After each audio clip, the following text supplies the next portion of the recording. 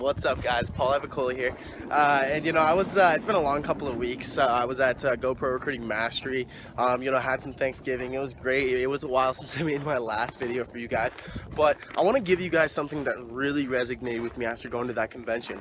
And it was this: a customer base versus a distributor base. Now, I was talking to a guy who's very successful within the industry as a whole, and he said the biggest thing that he took away from that entire convention was a simple slide by a couple that was up on stage. Okay, a simple slide that basically had the difference between their customer base and their distributor base. They had 20,000 distributors and 170,000 customers. And I believe that's the secret to a long-lasting business, because anyone can make 6 figures a year. I want to see how long you can keep that 6 figures. And see, that's the difference between people who really truly succeed in network marketing and those who make an income for a little bit and then it drops. Then all of a sudden it's not really truly residual, is it? People, you guys want to be there for the long run. You want to be there to where 20 years from now you're still making the income that you did when you first made that wave of momentum. That being said, okay, a customer base versus a distributor base, and here's why.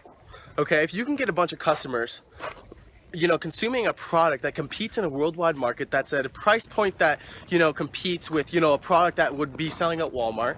It's a product that they actually use, they don't think twice about using, and it's actually at a good price point. Here's the point: if they like it and it stands on its own, they're not going to quit. Because what do you notice when you go out and try to recruit distributors? Here's the problem with recruiting distributors: they go in for the wrong reasons. They get in for the income.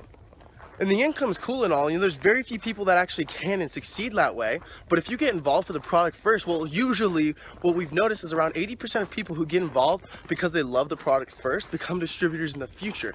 But then at that point, they were involved for the right reasons. They're not going to quit consuming the product. See, my biggest dilemma, throughout the entire 2.5 years that I've been involved in network marketing, my biggest dilemma was I always had this inner conflict, this inner war, because I didn't feel like I was using the product. I didn't feel like I got enough true value from the product. So when I went out and sold the product, I felt like, well, shoot, I had this conflicting belief in my mind that, well, this person's not going to really use the product too much. They're not going to really like it. They're not getting enough value. And all of a sudden, I was clashing in my own mind about whether or not this person was going to get value from it. And that alone was enough to hold me back from truly going out there and selling something, because I believe selling is the best profession in the world if you learn how to sell.